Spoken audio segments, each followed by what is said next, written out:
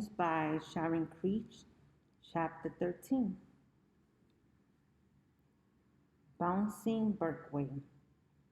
It was time to tell Gram and Gramps about Mr. Berkway. Mr. Berkway was mighty strange. He was an English teacher, and when I met him on that first day in my new school, I didn't know what to make of him. I thought he might have a few squirrels in the attic of his brain.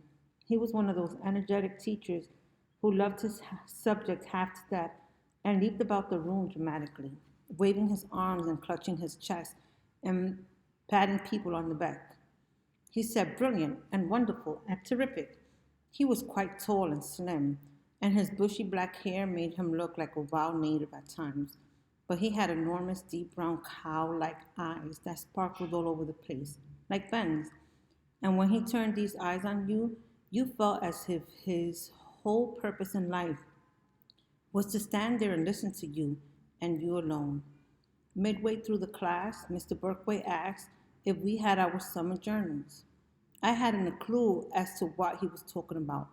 Some of the other students started nodding like crazy, and Mr.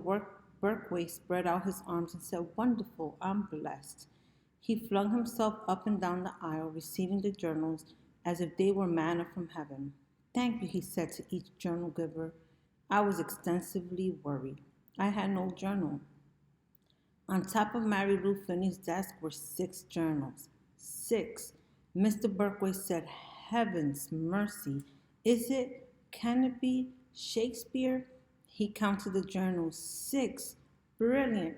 Magnificent.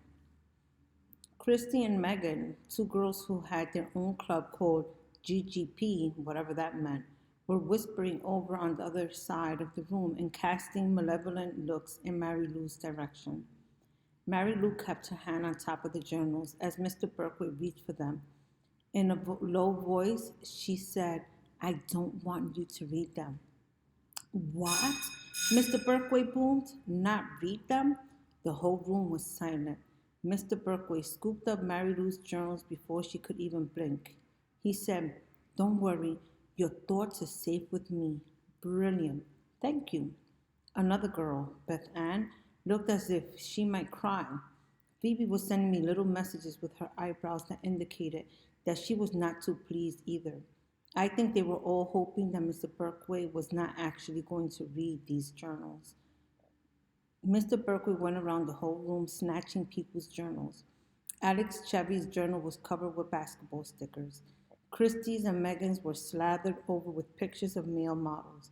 The cover of Ben's was a cartoon of a boy with a normal boy's head, and the arms and legs were pencils, and out of the tips of the hands and feet were little bits of words.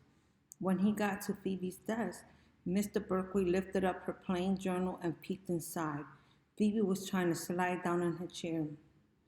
"I didn't write much," Phoebe said. "In fact, I can hardly remember what I wrote about at all." Mr. Berkway only said, "Beautiful," and moved on. By the time he got to my desk, my heart was clobbering around so hard I thought it might leap straight out of my chest. "Deprived child," he said. "You didn't have a chance to write a journal." "I'm new." "New? How blessed," he said. "There's nothing in this whole world that is better than a new person." "So I didn't know about the journals." "Not to worry," Mr. Berkway said. "I'll think of something." I wasn't sure what that meant. I thought maybe he would give me a whole lot of extra homework or something. For the rest of the day, you could see little groups of people asking each other, "Did you write about me?" I was very glad I hadn't written anything. After school, Phoebe and I walked home with Mary Lou and Ben, who were excited about Mr. Berkway. "Isn't he terrific?" they said. At the corner of my street, as I turned to leave, Ben said to Phoebe, "Hey, Phoebe, did you write about me?"